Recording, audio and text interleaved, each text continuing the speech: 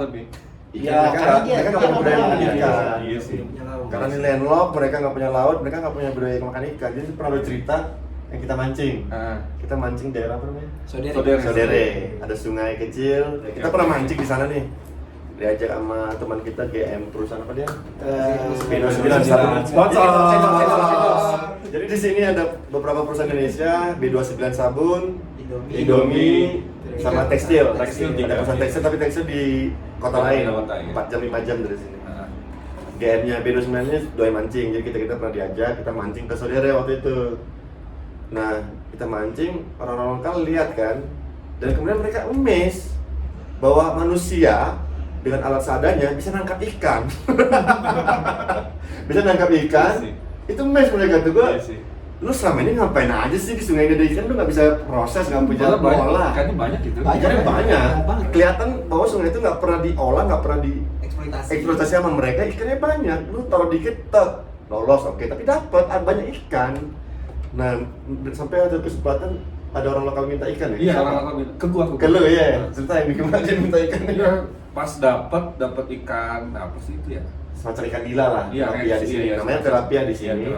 Ikan nila lah kalau di kita, nila atau mujair lah itu. Mujair ya mungkin. Itu orang-orang lokal nyamperin gua, dia minta, terus dia bilang, lu gimana cara masaknya? Ke gua, dia nanya gitu kan ke gua. Ya gua bilang gua goreng atau gua bakar. Ini orang kagak, Pak. Dimakan mentah. Terus dia bener-bener yang pakai tangan, di black pakai tangan, dibuka kayak belah durian. Terus dia dimakan. Gue bingung, anjir, kata lu kalau sushi sih enak ya, cuma ini kan dicuci belum, masih hidup. Ama apa sih ini tuh namanya? Insang dimakan. Iya, kagak. Bumbu kali sama dia itu. Ini benar-benar yang asal cuma mati kali ya, cuma dibuka gitu, terus dia makan kayak makan apel. Kayak makan mangga dikit. Kayak makan mangga, digerogotin pas sedikit langsung makan, gila ya. Sakti. Karena sini sakti sih. Biasa makan daging mentah soalnya. Iya. Mereka ada budaya makan daging mentah. Iya, maksudnya ada beberapa kafe makan daging mentah. Lu pernah makan daging mentah? Belum. Saya udah kan ini ngabisin punya kamu. Itu restoran Prancis, beda cerita. Tapi kan daging mentah dulu aja. Masih udah diajak sama temen gua. Ada temen gua kontraktor di sini, dia, ayo ke gua bawa lu makan daging mentah. Oke, kalau gua makan cuma satu piece nggak apa-apa, jangan sakit hati ya. Oke kata dia, nggak apa-apa, nanti nyoba. Gua akan nyoba sih. Tapi ada video berikutnya soal itu. Ntar ada challenge makan daging mentah. Kalau positifnya Pak, bahas dong positifnya itu. Positifnya di sini. Iya. Positifnya di sini banyak nih, banyak asli. Nih, salah satunya nih. Kopi Ethiopia. Iya sih, kopi. Salah satunya nih, paling utama bagi gue ini. Gue udah minum ini. Kemudian memang gue stok dari Indonesia, kopi-kopi Indonesia. Sebut merek lagi nih, Kapal Api misalnya. Apa ya sebenarnya? Kopi-kopi Indonesia nyampe sini, aduh. Ada papanya. Obat kangen doang, obat paling. Even gue gak pernah buka lagi. Gue gak pernah buka lagi sama kopi lokal. Kopi Ethiopia. Orang sini doyan loh, Pak. Iya, karena mereka nggak pernah proses. Masalah di sini mereka nggak tahu. Ini satu hal nih agak mengagetkan nih. Karena gua Acara di Wisma di KBRI ngundang orang lokal, salah satu hidangannya ada pisang goreng. Di depan gua orang Ethiopia makan, digigit sekali. Oh ini pisang bisa digoreng. Kan gila. Sering. Jadi mereka masih kurang kreatif memproses makanan. Nggak kayak kita. Mereka nerima aja. Iya. Yang dimakan. Nggak kreatif lah, makanya kurang kreatif untuk processing makanan. Pisang goreng mereka kaget. Pisang bisa digoreng? Wah, kemana sih itu? Konyol. Gue nggak sarapan ya. Iya. Digoreng, direbus, Yoi. dibakar. Dibakar juga enak, pisang bakar. Aduh, jadi kangen kan. Itu yang 1,5 tahun. Coba yang 6 bulan. Positifnya apa itu? Lu kaget nggak, Pak, pertama datang sini, Pak? Iya. Oh kaget. Apa nih kaget tentang? Cuaca. Enak apa enggak menurut lu? Cuaca di sini enak. Enak, jadi cerita dong, rata-rata Adem, berapa sampai berapa? Kayak di puncak lah. Iya, benar puncak tahun 90 bahkan. Iya. Jadi sini 90 satu baru hal lahir. biografi dulu. 90 gua belum lahir. Oh iya, sorry lu biji tomat ya. Biji tomat dimakan sama nyokap lu, terus nyokap lu hamil jadi janin. Gue kira makan pete. Jadi vokal dong. Vokal. Satu geografi dulu, latar belakang di sini ketinggian 2300. 300 Di meter. kota Adis ya, bukan ITB ya, tapi kota Adis itu 2300 meter. Itulah kenapa kemudian iklim di sini enak. Enak. Jadi gua landing pertama kali di sini itu tengah malam. Kedinginan. Kedinginan loh. Ya. Karena di bayangan pertama Afrika panas Afrika deh. panas tuh. Enggak. Itu tuh yang mesti kita rubah tuh mindsetnya. Afrika tuh nggak panas. Tidak semua Afrika Tidak panas. semua, makanya Bukan itu pelajaran adalah jangan pernah generalisasi. Generalisasi itu berbahaya. Generalisasi pasti akan selalu membuahkan hasil salah. That's it. Makanya Afrika, kita kedinginan di sini. Cuma di sini enak lah Afrika, pokoknya. kita bisa pakai coat. Iya. Jas pakai coat. Tapi lu belum pernah captain aja pakai itu. Masa sih? Dingin di sana. Angin benua, angin kutub soalnya. Nanti gua main deh. Ya oke, kita aja pakai jaket kita. Ntar gua bisa asar sana lah. Anjir. Naik tuh. Anak kaya. Aja. Makanya gua bilang murah kan di sini. Ya, iklim tuh. Tadi kopi, iklim, yang bagus soal Ethiopia. So, apa yang positif soal Ya, sini bagus. apa ya? Ya tadi sih gua bilang Yang lu suka lah. pada dasarnya orang sini baik-baik gitu kan. Cuma ya gitu. Ya, Gue mungkin bisa ngasih sedikit gambaran soal kenapa orang Ethiopia disebut sama apa yang dibaik. Jadi di sini itu agama mayoritas Ortodoks sampai 40%, 50%, Iya. sekitar itu. Iya. Ortodoks yang kedua emang Muslim, di bawah Ortodoks 30-an%.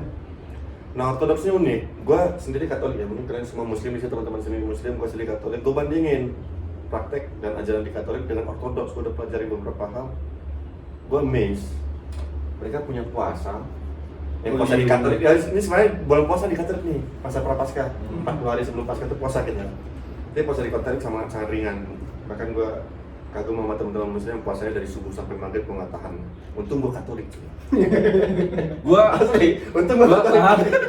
Gua tahan lah ya. Gue Katolik deh. Gue selalu amazed dan salut gue sama teman-teman Muslim yang bisa dari subuh sampai maghrib itu asli.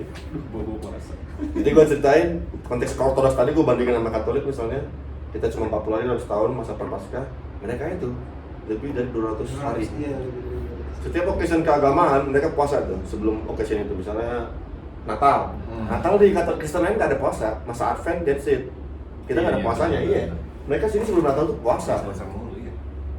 Nah itu jadi menurut gue sih mereka beragama di sini. Satu hal lagi so kenapa baik, mereka di sini beragama tuh nggak pernah untuk horizontal, untuk menjudge orang lain.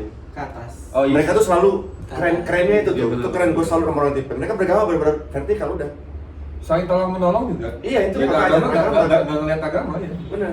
Padahal mereka nggak ada persetujuan PPKN. Nggak ada, mereka nggak punya peran PMP. Zaman itu PMP. PPKN lu tua banget asli. Pelajaran moral Pancasila, moral. Memang gap kita 2 dekade sebenarnya. Kenapa gue bilang mereka nggak horizontal kemudian lebih ke vertikal? Karena di sini ada pengalaman misalnya di gereja di sini, kalau mereka lagi gereja ibadah tiap minggu itu, lo akan dengan gampang ketemu orang beribadah di luar pagar, Iya. di luar pagar gereja, Iya. bukan di luar gedung karena gedung penuh kayak di kita banyak juga di Indonesia orang ikuti ibadah itu di luar gedung karena kepenuhan dalam, kemudian ada bangku-bangku tambahan. Kalau di sini enggak, bahkan di luar pagar mereka berdiri sepanjang ibadah. Gue tanya sama orang lokal sini, ternyata alasannya apa? Jadi mereka yang katakanlah baru melakukan dosa, baru melakukan kesalahan, mereka kemudian sadar sendiri. Iya. Ketika besok hari Minggu mereka gereja, mereka nggak akan pernah mau berani masuk ke dalam halaman Iya, event ilamannya, mereka nggak merasa nggak pantas. Jadi akan gampang lu lihat kalau di sini lagi ada misa ibadah hari Minggu, orang yang itu ibadah di luar pagar. Orang lewat juga apa? Orang lewat, ini naik mobil nih, naik mobil. Gue berapa kali kan driver yang ortodoks. Iya, Bahkan iya, jadi bikin kalau salib. mobil, dia bikin tanda. Ya ya, melintas di depan gereja, Iya. mereka akan menghadap bentar bikin tanda salib. Bahkan kadang-kadang gue sampai nyari-nyari di gerejanya sebelah mana Iya, ya. tapi dia tahu. Dia cuma ngeliat Kubahnya. kubahnya doang udah Iya, kayak gitu. Iya. Terus yang muslim juga oke. Jadi kalau kita kan terbiasa mau sholat nyari musola. Mereka Mau ada di mana gitu. Mereka di mana aja? Mereka di mana aja. Saatnya sholat gitu ya. Di parkiran alas daun kayak alas Iya, gue pernah lihat orang sholat di trotoar di sini. Iya, pinggir jalan. Gue pernah lihat orang sholat di trotoar. Iya, Dasar seni beragamanya. Iya, Nah kayak di kita agama dipakai jadi alat konflik. Yoi, jangan tolong kayak gitu, dong, men, jangan kayak gitu. men. Agama itu udah ikutin orang sini, lu sama urusan lu sama Tuhan lu. Lu makin beragama harusnya makin baik sama orang lain. Yoi, jangan sosok main ayat deh. Yoi. Buktikan aja. Untung gua nggak gitu-gitu amat ya.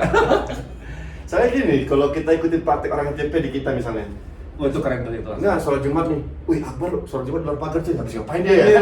Jadi bergunjingan cuy, ya kan? Kebayang nggak lu kalau di Indonesia kayak gitu? Untung nggak kayak gitu. Betul nggak kayak gitu makanya gue bilang, ini orang yang di luar pagar ini mukanya tebal banget ya. Dia Iya nggak sih. ngomongin namanya, pasti ada yang kenal dong yang lewat kan? Iya. Tetangga dia gereja kan per kompleks, per wilayah misalnya kan?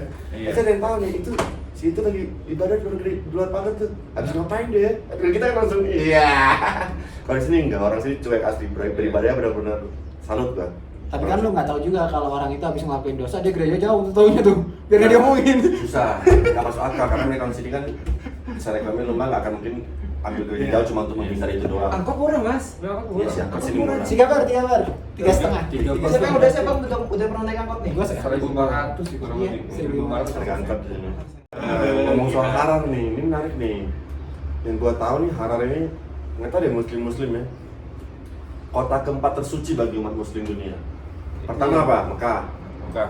Kedua Madinah. Madinah. Yerusalem. Yerusalem. Nah, kota keempat tersuci muslim ada di Ethiopia. Ya itu versi orang sini lah. Versi orang sini.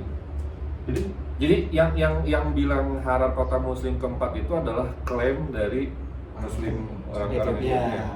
Mereka mengklaim Harar itu sebagai kota muslim keempat. Tapi jauh kok itu. Usianya tuh jauh lebih muda dibanding 3 kota sebelumnya itu. Tapi satu fakta yang pasti untuk sekolah keterangan sejarah muslim, perintah pertama Nabi untuk hijrah adalah ke Abyssinia. Which Atau is kota Negas ada. di Ethiopia ini. Jadi perintah Nabi Muhammad pertama untuk hijrah bagi umatnya, bagi pengikutnya adalah untuk pergi ke sini. Ketika itu kerajaan namanya Abyssinia. Tinggal syahadat ya, syahadat. Asyhadu. Udah, lu kesana kok bisa sunat udah. Gua kayak itu apa namanya binatang amfibi. Mau darat boleh, mau laut boleh, bebas. Sama gue juga. Gue pertama kali datang ke sini nih, kan gue muslim ya. Hmm. Gue pertama kali datang ke sini berapa nemenin tamu.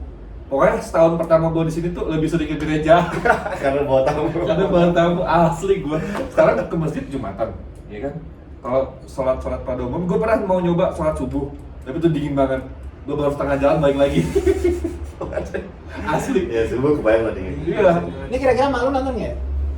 Malam. Malu nonton ya? Nyokap sama gue. Enggak, gue mau cerita kalau anaknya udah Mak gua kan. Kita share ntar linknya bu, share linknya bu. Akbar ngaku bu. Mak gue nggak ngerti itu. Katanya lu kirim. Dia taunya WhatsApp doang. Mak gue nggak ngerti itu. Katanya lu kirim. Dia taunya WhatsApp doang. Terus apa lagi nih tipsnya nih di luar konteks COVID dulu, COVID-19. Banyak sih budaya ngumpul. Oh budaya nyapa. Oh iya. Kalau kita kan biasanya Iya, nyapa, iya. hai apa kabar misalkan. Kemana aja lu gitu doang. Kalau orang sini apa kabar, gimana kabar lu, gimana salam lu, kerjaan denano, ulum tafa. gimana istri lu, gimana anak lu, keluarga Iya, semua iya, ditanyain. iya, Lengkap. iya. Bahkan kadang-kadang menyebalkan. Iya kelamaan. Yoi kelamaan. Bayangin dan mereka tuh kalau ketemu mobil papasan di jalur dua di jalan dua jalur Iya, dua. betul. Mereka papasan gini, bisa ngobrol lama tuh bla. Gua di belakang orang ngantri, aduh. Ya udahlah Iya beres sih. ini ya. Tapi- Ada positif ada negatifnya sebenarnya. Mereka nggak punya kesadaran untuk menepi dulu kayak kalau Iya. emang ada omongan penting. Ternyata cuma salam-salam kayak gitu, nanya banyak. Salam itu penting, nanya kabar itu penting. Iya. Tapi Nanya maksudnya kabar. lu bisa nanya, Iya sih. iya lah, udah ada teknologi gitu, jangan sampai ganggu kepentingan orang lain lah. Di jalan itu mereka berasa bawa dongki sih mas. Iya. Padahal mobil ya di bawah. Mungkin untuk saat ini itu dulu karena salah satu rekan kita Sudah ada panggilan tugas. sudah ada Tugas. panggilan. Oke, dari apa? Tunggu video selanjutnya. Yes. Gua nge-hire profesional reporter nih. Jadi makanya Buat kalau jadi kalian mau host. soal apa, kalian mau kita ngomongin soal apa, kita tunjukin apa di Ethiopia ini, komen aja, kita akan bikin video, oke? Ya. Karena Kita nggak ada ini nih, nggak ada apa kesimpulan. kesimpulan, ya video tadi yang tadi kita omongin masih masih sebagian soal Ethiopia, tapi udah ada gambaran khusus, udah gambaran umum maksudnya. Kalau ada teman-teman atau yang pemirsa apa namanya, netizen, tapi jangan julid ya komennya. Intinya mah konten banyak. Nah. Asal di request. Request aja jadi kita tahu kalian maunya apa. Iya. Oke? Gua kalau closing dari gue sih ngebahas yang tadi, intinya orang apa ya? Jangan mengeneralisir tadi benar. Yes. Generalisasi nggak pernah akan membawa lu ke hasil yang bagus. Banyakin piknik biar tahu. Yoi, oles. Oke. Salam ciao Ethiopia. Ciao. Kita nggak boleh salaman cuy. Ciao. Covid. Oke. Ciao, see you. Udah.